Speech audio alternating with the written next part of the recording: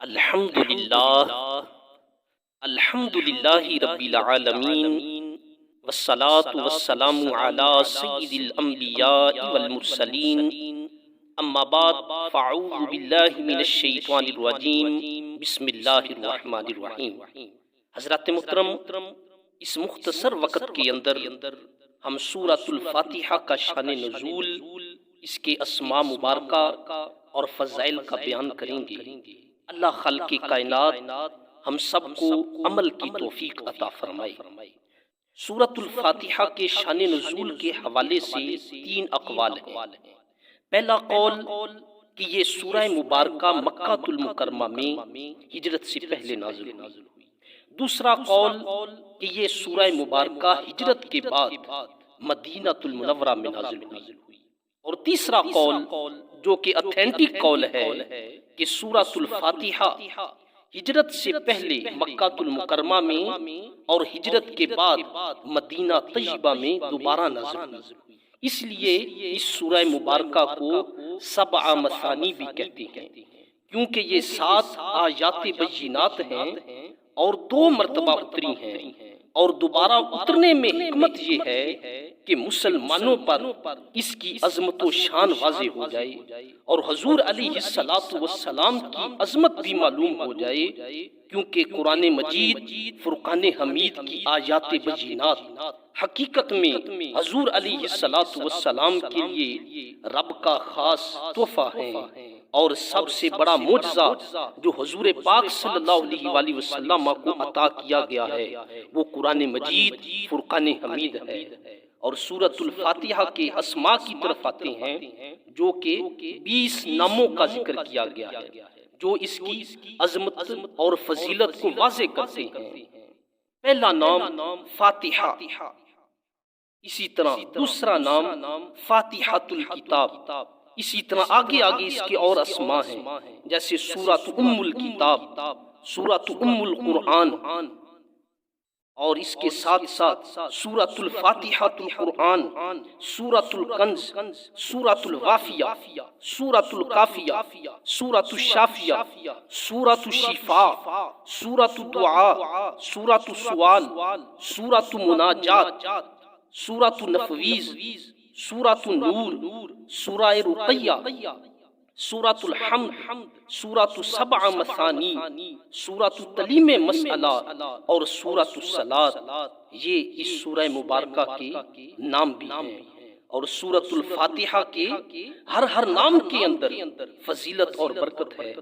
سورۃ الفاتحہ کی ایتیں بھی جو ہیں وہ 7 ہیں، اور جہنم کے دروازے بھی 7 ہیں۔ لہذا جو شخص ان 7 آیات کو پڑھتا رہے گا انشاءاللہ العزیز اس پر دوزخ کے 7 دروازے بند ہو جائیں گے۔ حدیث مبارکہ میں ہے کہ حضرت جبرائیل علیہ السلام نے آ کر عرض کی کہ یا رسول اللہ صلی اللہ تعالی علیہ وآلہ وسلم، میں آپ کی امت پر دوزخ کے عذاب کا خوف کرتا تھا، لیکن جب سورۃ الفاتحہ اتری تو مجھے اطمینان ہو گیا کہ یہ 7 آیتیں جہنم کے 7 طبقوں کا کفل ہے، یعنی جہنم کے جو 7 طبقات ہیں، جو 7 دروازے ہیں، ان کا تالا جو ہے وہ سورۃ الفاتحہ شریف ہے۔ جہاں اس سورہ مبارکہ کی برکت سے جہنم کے 7 دروازوں سے نجات مل سکتی ہے، تو اس سورہ مبارکہ کی برکت سے بیماریوں سے کیوں نہیں نجات مل سکتی؟ اس سورہ مبارکہ میں پریشانیوں سے نجات کیوں نہیں مل سکتی؟ یہ سورۃ الشفاء ہے۔ ایک مرتبہ ایک فرشتے نے آسمان سے نازل ہو کر بارگاہ نبوت میں عرض کی، یا رسول اللہ صلی اللہ علیہ وآلہ وسلم، آپ کو 2 نور ایسے ملے ہیں جو اللہ تعالیٰ نے کسی نبی کو نہیں عطا فرمائے۔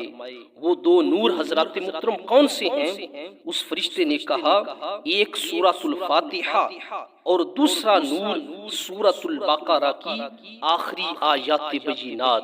یہ حدیث مبارکہ مسلم شریف کے اندر ہے۔ جب سورۃ الفاتحہ کو پڑھتے ہی جس کی ابتدا الحمدللہ رب العالمین سے ہوتی ہے، اس کے اندر بھی حکمت ہے۔ اور حکمت کیا ہے، اس کی وجہ کیا ہے؟ ایک وجہ یہ بھی ہے کہ جب اللہ خلق کائنات نے سیدنا آدم علیہ السلام کو پیدا فرمایا تو پیدا ہوتے ہی جب آپ کو چھینک آئی تو آپ علیہ السلام نے فرمایا الحمدللہ رب العالمین۔ اس لیے ہمیں بھی حکم ہے کہ چھینک آئے اس وقت ہمیں یہ پڑھنا چاہیے الحمدللہ رب العالمین، اور اگر کوئی ساتھ سننے والا ہو تو اس کا جواب دینا چاہیے اس کو یرحمک اللہ۔ اور پھر جب چھینکنے والا آدمی جو ہے جب اس کا جواب سنے یرحمک اللہ سنے تو اس کے جواب میں کہے یہدیکم اللہ ویصلح بالکم۔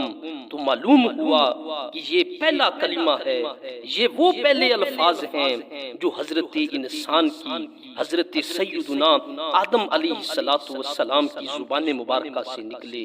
رب تعالیٰ نے اپنے کلام کو بھی اسی سے شروع فرمایا۔ اور اس کی ایک اور بھی وجہ ہے کہ الحمدللہ میں 8 حروف ہیں۔ الحمدللہ اس کے اندر کتنے حروف ہیں؟ 8 حروف ہیں، اور جنت کے دروازے بھی 8 ہیں۔ تو جو شخص صفائی قلب کے ساتھ، خشوع اور خضوع کے ساتھ اسے پڑھے گا وہ انشاءاللہ عز و جل جنت کے 8 دروازوں کا مستحق ہوگا۔ اور اس میں یہ بھی اشارہ ہو گیا کہ اے پڑھنے والے، ابھی تم نے ابتدا کی ہے اور جنت میں آ گیا ہے، اب آگے پڑھتا جا اور اپنے درجات کو بلند کرتا جا۔ صرف رمضان مبارک میں ہی نہیں بلکہ سارا سال پڑھتا جا، روزانہ کم از کم اس کا ایک رکوع ترجمہ کے ساتھ پڑھو، لیکن پڑھو ضرور۔ آج ہمیں پستی کا سامنا کیوں ہے؟ آج ہم پست کیوں ہوتے جا رہے ہیں؟ کیونکہ ہم نے اسے پس پشت کر دیا ہے۔ قرآن مجید فرقان حمید کی نورانی تعلیمات کو ہم نے بھلا دیا ہے، اور وہ معزز تھے زمانے میں مسلمان ہو کر، ہم خار ہوئے تارک قرآن ہو کر۔ اور درس قرآن اگر ہم نے بلایا نہ ہوتا تو زمانے نے یہ زمانہ ہمیں دکھایا نہ ہوتا۔ اللہ خالق کائنات اپنے کلام کو پڑھنے اور عمل کرنے کی توفیق عطا فرمائے، آمین ثم آمین۔